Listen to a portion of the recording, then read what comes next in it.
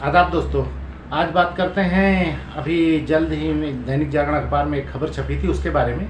जब वो खबर छपी तो ज़िले के बहुत से लोगों ने मेरे पास भेजा और कहा कि इस पर कुछ कीजिए, इस पर कोई वीडियो बनाइए, ये बहुत बड़ा काम हुआ है।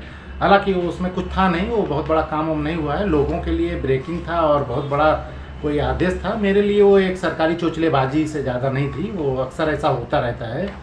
तो मामला ये है कि दैनिक जागरण अखबार में खबर छपी थी कि ग्राम प्रधानों का जो ऑडिट होता है ग्राम पंचायतों का, तो 2011-12 में कुछ ऑडिट हुआ था, 2012-13-14 में कुछ ऑडिट हुआ था और 2016-17 का कुछ ऑडिट था। तो उसमें कुल 24 ग्राम पंचायतों का ऑडिट में आपत्ति आई थी कुछ गबन उबन का। तो बोले 2 करोड़ रुपए से ज़्यादा का गबन निकला है। तो उन्होंने दिया था विभाग को कि इतना हमने गबन पकड़ा है, इसकी रिकवरी कराई जाए।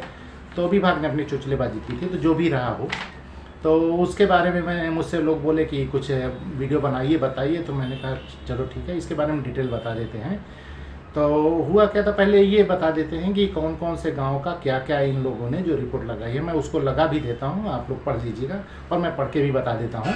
24 ग्राम प्रधान और 17 ग्राम पंचायत सचिव हिसाब नहीं दे पाए, इसलिए ऑडिटर ने उनके खिलाफ आरोप लगाया है। ऑडिट आपत्ति के बाद पंचायती राज विभाग ने आरोपियों से स्पष्टीकरण मांगा। संतोषजनक अभिलेख, साक्ष्य और जवाब नहीं मिलने पर आरोप की पुष्टि होने के बाद 8 विकास खंडों के 24 ग्राम पंचायतों के पूर्व प्रधान समेत 17 ग्राम पंचायत सचिवों पर 2,02,29,480 रुपया आरोपित किया गया। गबन की उक्त धनराशि जमा नहीं करने पर पंचायती राज विभाग ने वसूली आदेश जारी किया है।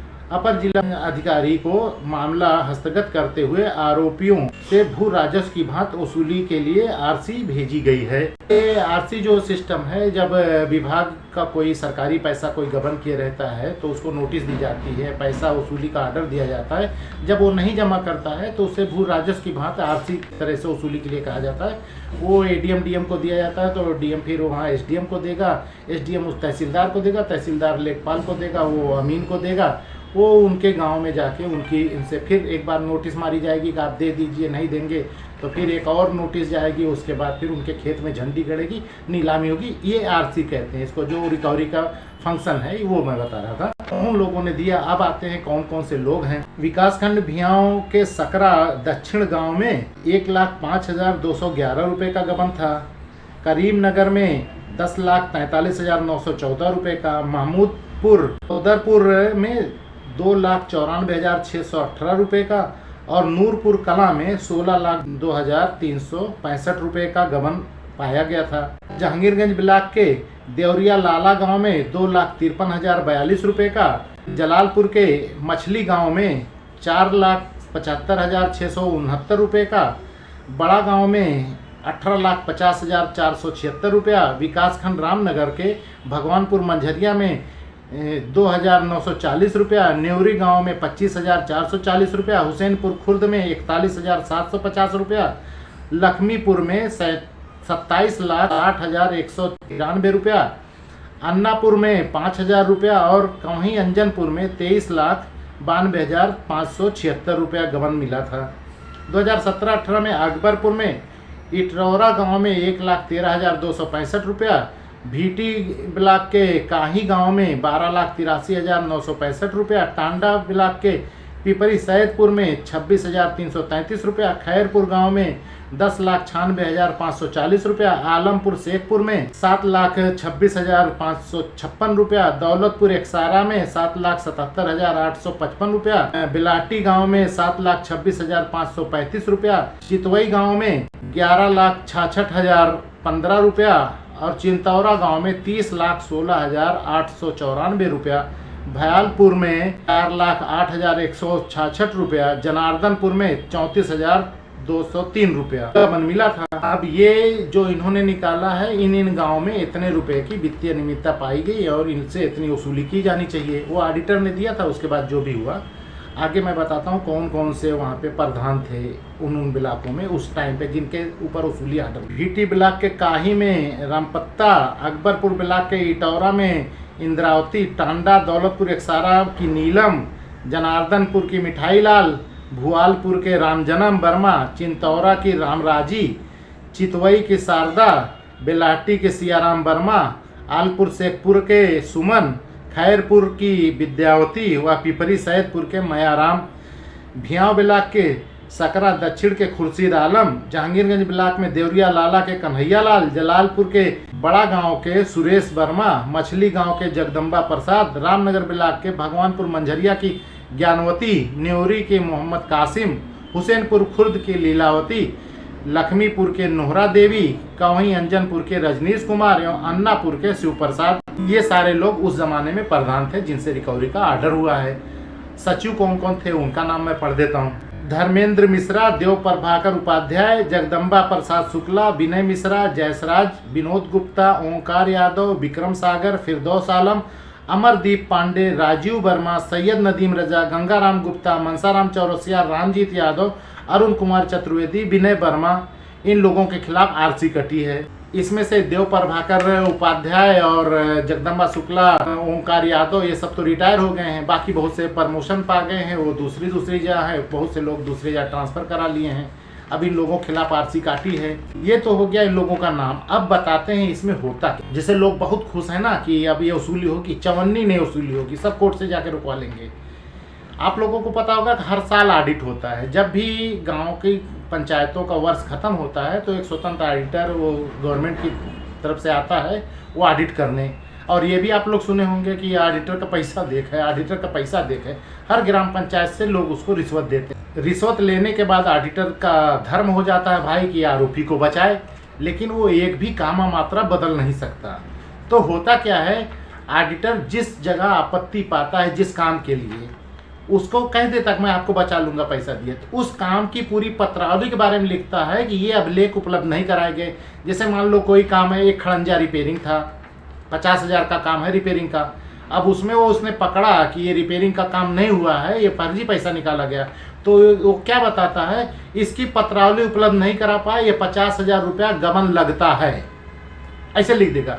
10 लाख का भी कोई काम है तो 10 लाख में सिक्योरिटी प्रधान कितना गबन करेगा, 20%, 30%, 40%, इतना ना। 4 लाख गबन कर पाए नहीं, वो लिख देगा पूरा कि 10 लाख रुपए का ये जो काम हुआ था, इसकी पत्रावली अभिलेख प्रस्तुत नहीं कर पाए, जिससे सिद्ध होता है कि ये पैसा गबन कर लिए हैं। ये साइड में रख देता है। एक तो गबन का आरोप भी लगा दिया, अपनी ऑडिट भी बता दी, क्योंकि वो कल फंस जाएगा कि ऑडिट में तुमने छोड़ कैसे दिया। तो पूरा पॉइंट नहीं पकड़ता वो, और एग्जैक्ट अनियमितता नहीं बताता, वो टोटल पत्रावली बता देता है।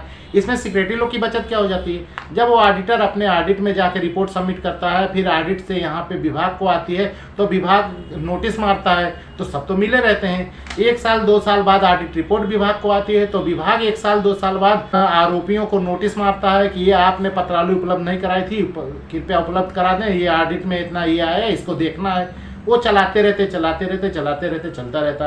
अगर कोई उसमें बीच में पड़ गया, मैंने कई बार जैसे कहा कि ये फला ऑडिट आपत्तियां थी, ये लोग रिटायर हो जाएंगे, इनका पैसा तो रोक दो। इसमें रिसेंट में जगदम्बा शुक्ला है, इनका मैंने कहा था आद्यता प्रमाण पत्र मत दो, कि इनके ऊपर ऑडिट आपत्ति है, 2022 से इनके ऊपर वसूली के लिए चल रहा है, आज होगी कल होगी, लेकिन उनका सब रिटायरमेंट हो गया, उनकी पेंशन बन गई, फंड उन सब दे दिए। जबकि जब भी कोई सरकारी कर्मचारी उसके ऊपर कोई भी गबन वबन का आरोप लगा रहता और फाइनल नहीं हुआ रहता, तब तक उसको रोके रहता है। अगर वो कोर्ट में केस है तो कहे तो कोर्ट में केस है, जब तक वो कोर्ट का आदेश नहीं आ जाएगा आपका ये पैसा रोका जाता है, भाई गबन है, बाद में हम इसी में से काटेंगे। लेकिन नहीं, विभाग वो मिली जुली सरकार रहती है, वो दे देते हैं सारी चीज, बाकी लड़ते रहो। उसी हिसाब से इन्होंने इसमें ऑडिट में लगा दिया। अब वो नोटिस दिए, नोटिस के बाद वसूली का ऑर्डर किए कि आप लाइए। वो लोग नहीं दे रहे हैं, कोई जवाब दे रहा है, कोई जवाब नहीं दे रहा है। अब आरसी कट गई। आरसी वाला भी एक बार वो तहसील से भी उसको नोटिस जाएगी, वो अमीन लेके जाएगा कि आपको इतना रुपया जमा करना था, वो जमा कर दिए। तब वो लोग चले जाएंगे कोर्ट में जाके वो लोग कहेंगे सर ये हमने अभिलेख इन्होंने मांगा था, हम दिए थे। असल में क्या हुआ, 2011-12 का ऑडिट था, हमको 17 में इन्होंने नोटिस मारा, 22 में डीपीआरओ ने नोटिस मारा, अभिलेख लाइए सर। हम उसके बाद ट्रांसफ़र हो गए, उसके बाद फलाने आ गए, ढिमाके आ गए, हमने चार्ज में उनको दे दिया था। तो कहेंगे ठीक है, वो कहेंगे उसने उसको दे दिया चार्ज में, उसने उसको दे दिया। अब 10-11 साल में 5-6 सिक्योरिटी कम से कम वहाँ बदले होंगे, 4 ढूंढेंगे किसको किसने चार्ज दिया था, क्योंकि वो ऑडिटर ने क्या कहा, अभिलेख उपलब्ध नहीं करा पाए, जिससे लगता है कि इन्होंने गबन किया। अब अगर किसी को इसमें सच जांच करनी है और सामने वाले ने आपत्ति कर दी कि अभिलेख उपलब्ध ना करा पाए, तो ये कैसे आरोप लगाते हैं हमने काम कराया था, तो होगा ठीक है अभिलेख उपलब्ध करा दिए, कोर्ट स्थगन आदेश दे देती है ठीक है अब लेके तब इनके ऊपर जांच करके आरोप लगाइए भाई। अब वो यहाँ फिर आ जाए, वो स्टे हो गया वहाँ। अब लगाना है DPRO, DM या CDO, किसी को वहाँ जाके लगाना रहता है कि आप लोग आके जवाब लगा दीजिए।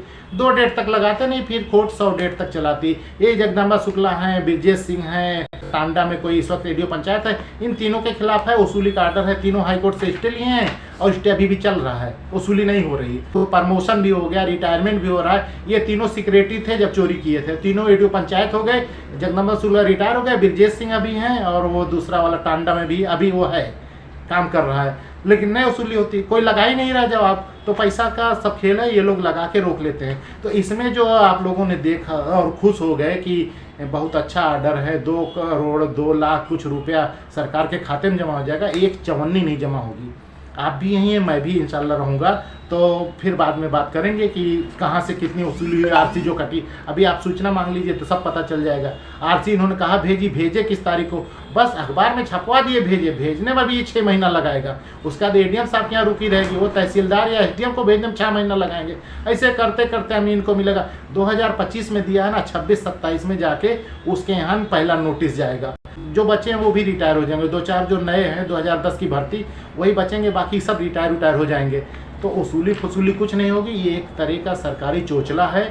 ऑडिटर ऑडिट करता है तो सही से ऑडिट नहीं करता, पैसा लेके वो ऑडिट में बहुत बड़ा फॉल्ट निकाल देता है। वो कह देता है पूरी पत्रावली नहीं दी, इसलिए पूरा गबन है, जो कि व्यवहारिक रूप से भी नहीं। 100% थोड़ी कोई गबन करेगा, उसमें परसेंटेज खाते हैं, पूरा गबन कर देता है। और बाद में वो कह देते हैं कि साहब ये पूरा कैसे गबन, हमने काम किया था।